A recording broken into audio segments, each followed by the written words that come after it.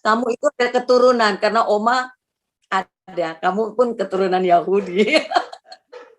Saya ini Bu, saya yang penting bisa masuk Yerusalem baru kan Bu. Itu yang penting Amin, betul, buat itu kita yang paling semua. penting. Ya, nah ngomong-ngomong nih akhirnya tentang Yahudi di Indonesia. Nah, saya pengen tanya, Bu Onda, pernah nggak ketemu sama orang Yahudi Indonesia dan apa yang terjadi dengan orang Yahudi Indonesia itu? Ini seru loh, Bapak Ibu ceritanya harus disimak baik-baik. Iya, saya memang bilang setelah saya menyelesaikan 7 tahun itu, seluruh bumi udah saya kelilingin, saya bilang, Tuhan sekarang manifestasikan apa yang saya perbuat. Bahwa panggilan saya untuk mereka muncul itu harus ada. Dan saya harus bertemu mereka di Indonesia. Karena saya tahu dari jalur sutra itu, Indonesia adalah bagian dari jejak mereka. Indonesia bagian dari jejak mereka. Nah, waktu itu saya pulang dari Papua. Dari Papua saya naik kapal kecil. Nah, lalu dari kapal kecil itu kan dari kalau Papua itu berarti lewatin Timor Leste. Karena saya mendaratnya akan ada di Kupang. Nah, waktu saya melewati kapal itu kebetulan memang saya charter. Saya nggak pernah kalau ke Papua itu pesawat kecil itu kita suka charter. Waktu saya charter, saya ngelihat api di bawah, ada api di bawah tuh saya bilang, saya pilotnya, itu ada api, itu tempat apa ya? Terus mereka bilang gini, yang mana Bu? Yang itu, tapi kan namanya pesawat udah lewat kan. Terus mereka bilang gini, ya Bu, mana kelihatan lagi itu pulau apa, dia bilang gitu. Tahu sudah sampai Timor Leste. Nah, sampai di Timor Leste, saya di Kupang, saya langsung, itu gambaran api itu tidak bisa hilang dari mata saya. Saya bilang ini apa ya? Nah, sampai di Jakarta saya langsung tanya anak saya, tolong cek ada pulau apa aja garis lurus antara Papua dengan Timor Leste. Saya bilang itu. Itu di peta tidak ada pulau. Nggak ada pulau di peta. Saya bilang nggak mungkin, nggak ada. Ini peta Indonesia nih. Saya bilang nggak ada. Saya bilang ini coba buka Google Map punya peta. Dibuka TV anak saya, kebetulan puji Tuhan dapat yang gede. Jadi dia ini nggak ada, Mam. Nggak ada. Dia bilang tuh nggak ada pulau. Saking kecilnya nih. Terus saya bilang nih, aduh Tuhan, itu penglihatan untuk apa ya? Kok mengganggu pikiranku? Saya bilang tuh. Terus akhirnya saya bilang nih, kasih lihat saya api itu lagi. Tiba-tiba itu di monitor TV anak saya, itu api muncul. Lalu saya bilang sama anak saya, tolong zoom itu. Saya bilang itu, di zoom terus. Saking kecilnya itu pulau tulisannya Kisar. Ada tulisan Kisar. Saya bilang, Mam ini pulau apa pulau kecil banget, kok nggak bisa sampai di zoomnya sekian lah besar baru kelihatan. Terus saya langsung bilang, oke, Kisar, saya berdoa. Lalu saya bilang sama tim doa saya rumah doa saya bernama Bethesda House of Prayer. Nah, yang tadi kebetulan saya gembala, salah satunya Bu Fitri jemaat saya. Lalu saya sampaikan ke mereka, saya nggak tendeng ngaling-ngaling, nggak pakai nanya, kita pergi apa enggak ya? Enggak. Saya bilang, saya mau ke sini sekarang. Tolong cari informasi bagaimana caranya pergi ke situ. Di tempat saya ada 2 travel. Satu Kerubim, satu Ratu Wisata. Puji Tuhan, saya memang diperlengkapi dengan orang-orang hebat di dalam perjalanan.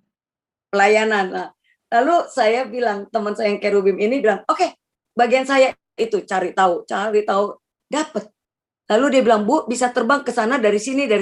Tapi tidak ada pesawat. Tidak ada penerbangan ke sana, kecuali NBA. NBA itu adalah pesawat penerbangan yang perusahaan tambang emas punya. Di sana ada nikel, ada emas. Nah, mereka punya pesawat sendiri gitu. Nah, cuman itu. Jadi untuk umum tidak ada. Terus saya bilang gini, jadi gimana? Ya kita mesti hubungin dia. Saya bilang itu, pinjem, bayar kayak gitu. Waduh Bu, itu bisa mahal lagi katanya. Udah nih, saya lapor dong ke Bapak Yahweh. Bapak, kau kasih kode api. Kau kasih suruh aku ke sana kan? Saya bilang tuh, iya. Kagak ada kapalnya. Adanya kapal laut. Saya bilang gitu. Udah dicek, adanya kapal laut yang janji kalau pergi itu 1 minggu. 1 minggu di laut karena pindah satu pulau berhenti ke pulau-pulaunya. 1 minggu. Kan gak lucu gue berbulan-bulan di situ, saya bilang gitu. Terus saya bilang, gimana nih? Saya bilang gitu. Bapak bilang gini, 2 hari lagi suruh dia pergi. Tanya katanya. Saya suruh dong, Ibu Mesyang namanya. Ibu Mesyang, kamu hubungin lagi. Saya bilang gitu. Kamu tahu nggak apa yang Tuhan buat? Tiba-tiba Susi Air penerbangan perdana dibuka untuk Pulau Kisar. Wow. Setelah Tuhan ngomong. Jadi penumpangnya cuma kami bertiga. Saya, Andre, sama Ibu Fitri kalau nggak salah. Ibu Fitri ya? Atau Mesyang? Sama Ibu Mesyang. Ya. Ibu Mesyang. Saya, Andre, Ibu Mesyang. Jadi penumpangnya 3. Lalu karena kami tidak tahu itu tempat apa, teman kita pelayanan di tempat saya punya pasukan di Kupang. Lalu dia bilang, udah deh saya kirim 1 orang, bapak-bapak besar kayak tentara gitu, ngedampingin kita, ngejaga. Oke, kita ikut. Jadi pesawat itu isinya cuma 4 orang, yang nyetir pilotnya itu bule orang Australia. Dia bilang gini, kalian laki banget, bayar ekonomi pesawat pribadi gitu ya. Sampailah di Pulau Kisar. Sampai di Pulau Kisar saya ngeliat, bagus amat landasannya. Pulau kecil, landasannya bagus. Udah nih, mungkin karena ada itu tambang itu ya. Iya. Tambang. Nah, sampai di sana mereka tanya, Bu, kita mau kemana? Nggak tahu. Saya bilang nggak tahu mau kemana. Gimana sih Bu, kita udah di pulau tapi nggak tahu mau kemana. Nggak tahu, tunggu aja dulu. Saya bilang gitu. Terus saya bilang, tolong carikan sewa mobil. Mobil apaan Bu? Di sini kagak ada mobil. Kata, itu ada. Saya bilang, itu mobil. Saya bilang gitu. Lalu mereka carilah gimana saya cuma duduk. Ada mobil agak bagus. Tapi yang datang ke saya mobilnya bututnya minta ampun. Jelek butut sampai itu.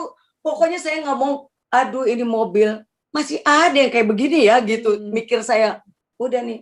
Tapi karena cuma yang itu yang bisa dipakai, ya saya duduk dong. Duduk. Supirnya nanya, Bu, mau kemana? Nggak tahu. Loh, gimana sih sewa saya nggak tahu? Dia bilang, tolong carikan hotel. Bu, di sini nggak ada hotel. Kata, nggak ada hotel. Terus saya bilang gini, jadi kemana nih Bu? Ke kotanya saya bilang gitu. Nggak ada kota Bu. Cuman daerah, dia bilang gitu. Ya udah, kita ke Oirata aja ya Bu, katanya. Oirata apa itu? Ya pokoknya bawa aja lah. Kalau begitu saya nggak tahu, saya bilang tuh. Bawa nih. Sambil jalan dia nanya, jujur ya Bu, Ibu tuh mau ngapain ke sini? Lalu saya cerita. Boleh saya cerita? Saya bilang tuh boleh. Kenalan, dia dipanggil namanya Anis. Pak Anis, saya tuh melihat api di satu titik dan pulau ini, saya bilang tuh. Lalu Tuhan bilang bahwa aku harus ketemu dengan anaknya Tuhan ada di sini, dan dia adalah anak yang terhilang, dan dia harus saya bawa ke Israel. Saya bilang tuh, dia harus dikembalikan. Dia akan menjadi tanda buat apa yang para nabi nubuatin gitu. Dia tambah bingung, maksudnya apa Bu? Kata, tambah bingung kan dia. Apa nih saya nggak ngerti, dia bilang gitu. Pokoknya bawa aja saya jalan, saya bilang gitu. Terus akhirnya dia ngomong, gini deh Bu, saya jujur bingung. Waktu dia ngomong bingung, ekspresi mukanya memang bingung banget. Lalu saya berdoa, Tuhan ngomong sama roh dia. Kalau memang orang ini bisa menolong saya untuk pekerjaanmu, maka buat dia mengerti apa yang saya maksud, dan buat saya bisa menangkap sesuatu dari dia. Tahu-tahu dia ngomong gini, Bu, saya ini kepala suku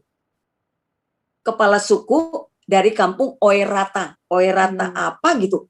Nah, di sini memang ada orang yang suka bilang bahwa dia tidak mau ke gereja. Dia tidak percaya Tuhan. Dia bilang gitu. Terus dia Tuhannya yang dia sembah lain katanya. Tapi dia masih inian saya, rumpun saya, dia bilang. Oke, baik, saya bilang gitu. Sekarang bawa saya ke tempat di mana api itu berada. Dia kaget. Lalu saya dikasih lihat Tuhan, ngomong sama dia di 3 bukit. Ada posisi di 3 bukit. Sama dia bilang nih, oke Bu, saya antar dulu Ibu ke rumah orang yang biasa orang bisa nginep katanya. Rupanya rumah pendeta kalau nggak tahu. Saya nggak tahu, pokoknya saya nginep di situ, lalu saya pergi. dibawalah ke tempatnya mereka, apa ya namanya, Oirata apalah gitu ya. Lalu dia bilang gini, ini cerita udah banyak nih. Dia bilang gini, kalau ibu bener dari Tuhan, maka 3 gunung yang saya unjukin ini, ibu tunjuk yang mana apinya. Setelah itu saya buka rahasianya, dia bilang. Nah, waktu dibawa, belum sampai rumah nih, belum rumah orang yang saya bilang orang tua.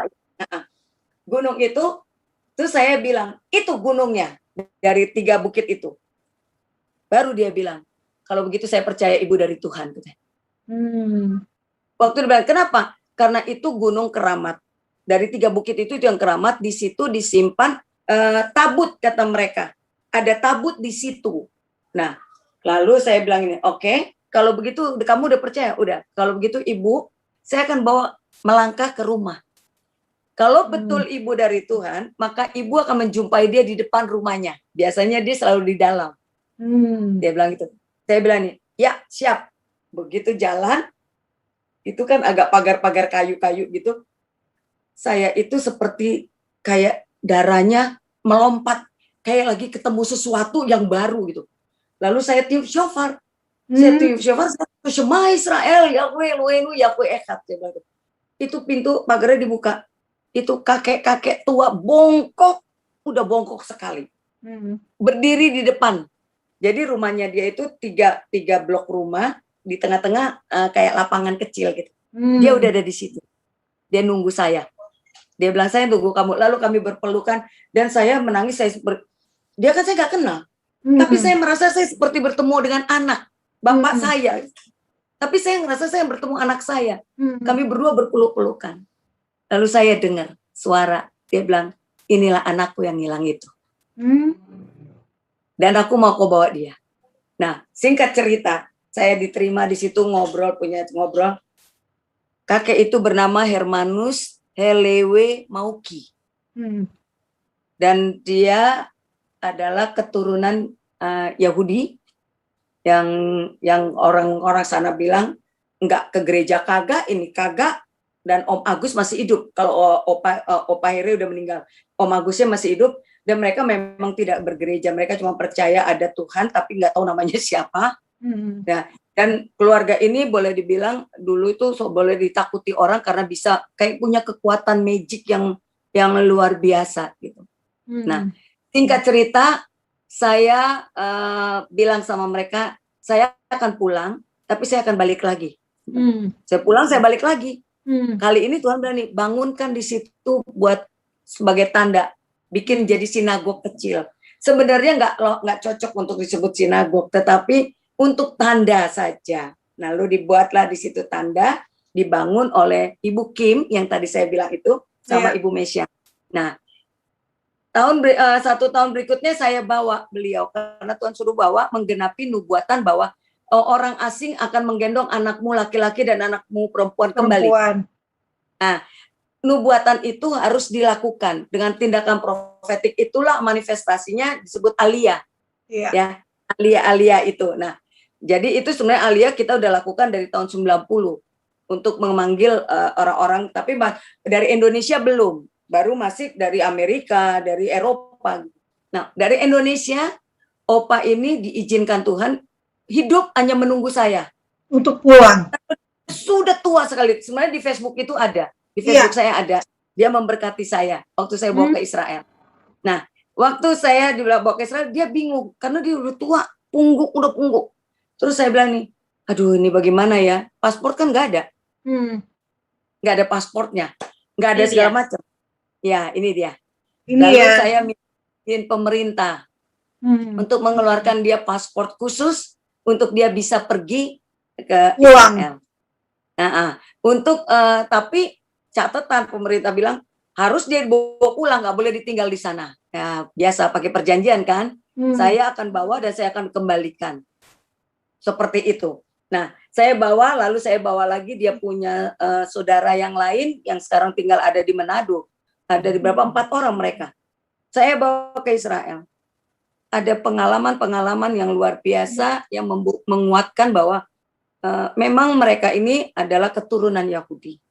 ya Opa Here ini adalah waktu saya ada di mana itu ya, Makpela ya. Hebron di Makpela itu kan ada makam nenek moyang. Saya tidak kasih tahu dia yang mana posisi Sarah, di mana posisinya Abraham, mana segala macam, nggak ada. Saya biarkan dia beri. Di situ ada orang Yahudi, di situ udah ada intelijen mereka untuk ngecek kebenarannya, karena kan saya setiap kali bergerak itu dipantau sama mereka. Nah, waktu saya ke sana saya bilang, Opa, kamu mau berdoa di mana? Mau pegang makam yang mana? Saya biarkan dia. Itu dia bisa memilih posisi yang tepat, karena orang Yahudi kalau datang pasti ke situ. Orang dari luar pasti ke posisi itu, bukan posisi yang kiri dan kanan yang lainnya, bukan. Jadi nggak boleh ada yang kasih tahu kalau memang kamu darahnya ini, kamu tahu gitu. Oh gitu. Waktu dia pegang, itu saya mental. Saya lagi untung banyak orang di belakang, itu saya mental. Dia berbahasa Ibrani kuno. Opa bukan bahasa Oirata, bukan. Dia pakai bahasa, saya bilang dia ngomong apa itu gitu, saya kagak ngerti juga kan. Tapi orang di situ ada rabi, ada orang Yahudinya lagi duduk di situ ngedengerin. Gara-gara dia dengar, setelah saya pulang, setelah kita keluar dari situ, saya dihubungi waktu sampai di hotel, nggak ada yang tahu saya dihubungi. Dia bilang gini, jangan biarkan orang tua itu tinggal, tidak boleh pulang ke Indonesia. Karena mereka mengerti apa yang jadi di sana mungkin ada alat-alat yang mungkin saya nggak ngerti dah ya. Tempat-tempat sana kan banyak intelijennya gitu. Nah terus mereka ngerti kali. Lalu mereka bilang ini, suruh ditinggal. Terus saya bilang, kalau kamu tahan dia, maka nyawa saya gantinya. Saya bilang tuh, dan saya tidak mau. Saya bilang saya sudah janji sama pemerintah saya, kalau dia pergi boleh bawa pulang, karena bukan boleh tinggal. Saya bilang gitu. Ini urusannya Indonesia sama Israel, nggak ada hubungan politik nih, saya bilang. Jangan jadi bikin masalah, saya bilang gitu. Terus mereka bilang gini, ya nggak bisa, karena dia orang Israel, katanya gitu. Dia mau orang Israel pun, saya kan cuma saya bukan membuat aliyah. Saya bilang saya sedang melakukan tindakan profetik bahwa dari ujung bumi sudah melakukan apa yang dinubuatkan Nabi, saya bilang gitu. Sudah digenapi, saya bilang gitu. Terus dia bilang gini, oh oke. Saya bilang, jangan cari masalah dengan saya bilang tuh. Gue udah gondok aja, pikir kalau sampai masalah, gue telepon aja nomor satunya mereka. Pikir udah begitu, tapi nggak usah lah, saya bilang itu. Puji Bapak Yahweh, orang itu akhirnya nggak ngotot. Cuman dia bilang kami mencatat namanya. Lalu dicarilah, lalu dia punya rambut Opa itu diambil. Saya suruh ngambil, saya ngambil rambut. Lalu apa ya kemarin itu yang ini nama dia? Oh itu Opa disuruh nginiin apa dari giginya Opa itu kayak air liur. DNA-nya ya mau diperiksa. Nah, tapi itu lama. Setelah saya sampai di Indonesia, baru mereka kasih tahu hasilnya. Dan apa, jadi ya dia memang keturunan Israel, orang Israel, jadi orang Yahudi. Dan dari situlah saya mulai, ketika saya membicarakan tentang Opa Hermanus, saya disuruh menceritakan bagaimana yang ada di Kisar itu, tentang yang tadi gunung itu yang ada tabut.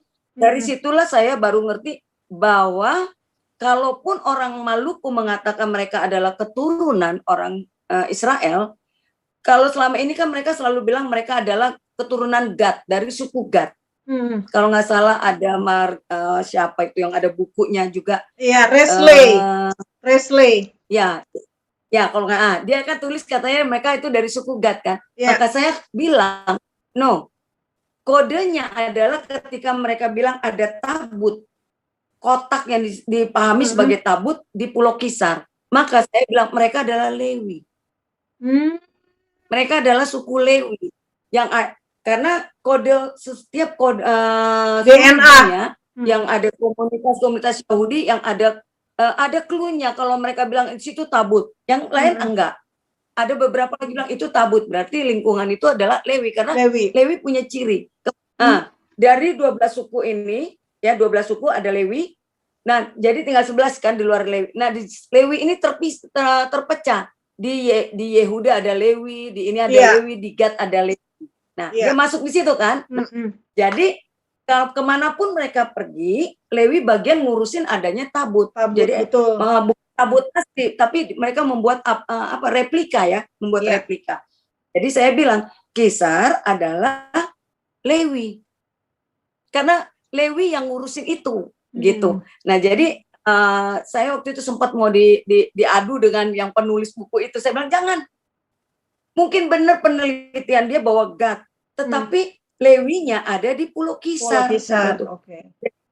Lewi yang berjalan bersama suku Gad, saya bilang gitu. Lalu saya juga udah bahas sampaikan itu ke Israel, dan Israel bilang oh iya, dia bilang mereka punya ciri seperti itu. Itu adalah clue-nya gitu. Nah dari situ si Opa punya adik perempuan, punya anak namanya perempuan, namanya siapa udah meninggal sih, siapa Fitri yang udah Yoke itu ada di Ambon. Nah dia cukup banyak bercerita tentang Yokebed, namanya Yokebed. Nah dia cerita semuanya, Opa juga cerita bagaimana dulu perjalanan. Mereka orang Israel itu selalu punya kode cerita, nenek moyang punya cerita. Nah sampai seperti itu dia bilang dulu tuh orang Yahudi naik kapal besar katanya, diturunin di Aceh, di ujung Sumatera. Tangking, karena catatan itulah yang buat saya ikutin. Dari ucapan dia saya ikut ulang lagi Aceh, terus kemana? Sampai ke Sumatera, itu ada Barus. Di Barus katanya. Nah di Barus, lalu dia bilang berhenti lagi di Madura. Di Madura juga ada. Lalu dia bilang di Cirebon. Nah, pokoknya dia diceritakan semuanya sama dia. Dia ada catatannya. Waktu itu saya cuman, ini bener nggak ya gitu. Saya cuma dengar aja. Tapi setelah dengar, saya lakukan. Dan ternyata saya menemukan juga memang orang-orang yang sebenarnya ada keturunan, tapi mereka sekarang udah ada yang Muslim, ada juga yang Kristen. Ya. Kalau yang di Aceh seru tuh. Itu komunitasnya Muslimnya agak berbeda jadinya. Yang keturunan Yahudi Muslimnya agak beda dengan Muslim pada umumnya. Tetapi mereka Muslim. Nah, saya bisa bayangkan bahwa banyak orang keturunan Yahudi yang Muslim di Indonesia itu lebih kepada Muslim karena mereka kan nggak makan babi. Ya, jadi banyak karena pola hidup. Ya, itu lebih cocok buat mereka. Kalau di Sumatera aja itu apa sih? Ya gimana ya? Saya pikir saya nggak bahas dulu deh Sumatera ya. Jadi ketemu Opa itu dia cerita, dan akhirnya saya harus bilang, Opa bilang ada satu lagi mau ke, itu di Pulau Seram.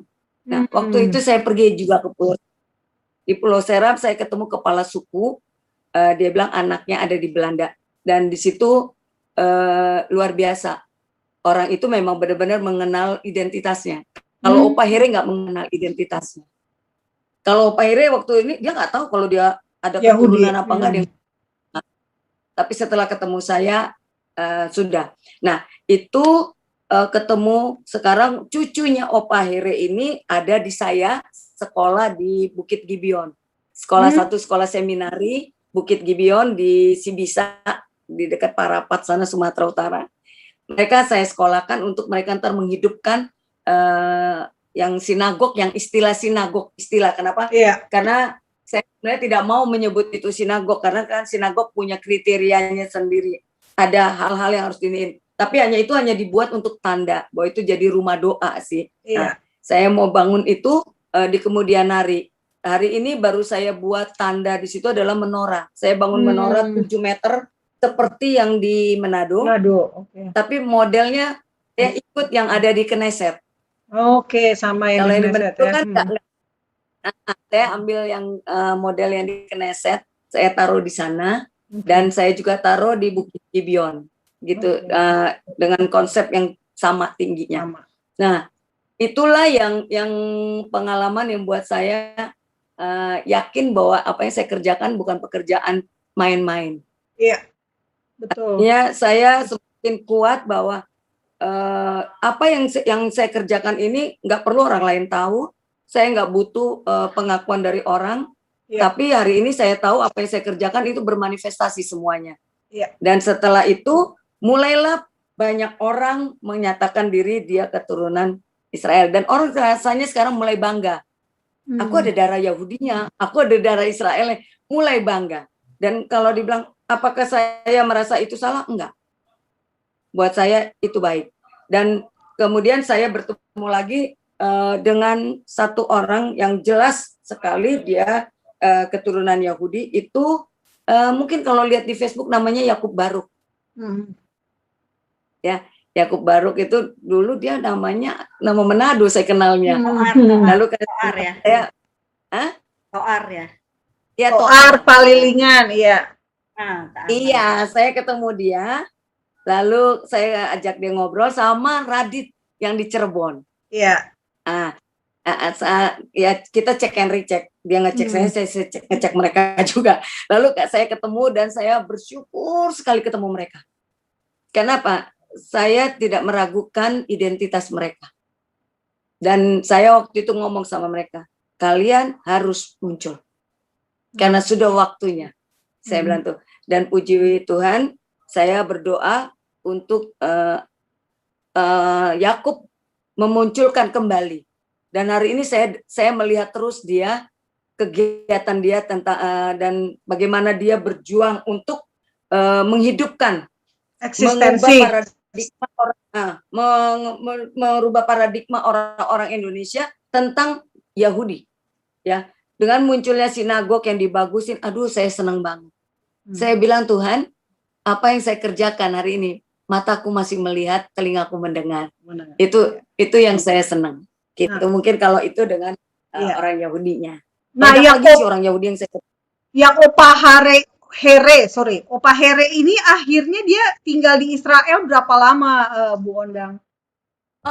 Enggak tinggal lama. Dia cuma ikut dalam perjalanan saya dan saya dapat izin, tidak ditahan dia di Israel. Saya bawa pulang. Saya bawa pulang dia. Setelah dia pulang kembali ke Kisar, Tuhan bilang sama saya, 1 tahun ke depan, aku bawa dia pulang ke Yerusalem baru. Dan betul, bulan Desember, tepat 1 tahun setelah dia pulang dari sana, beliau meninggal. Jadi memang dia hidup ada untuk nunggu bawa pulang ke Israel sebentar gitu ya. Nah, ini luar biasa. Nah, ini Bu Ondang ada fotonya, coba saya perlihatkan dulu ya, supaya juga bisa tahu. Tadi kan sudah ya fotonya Opa Here,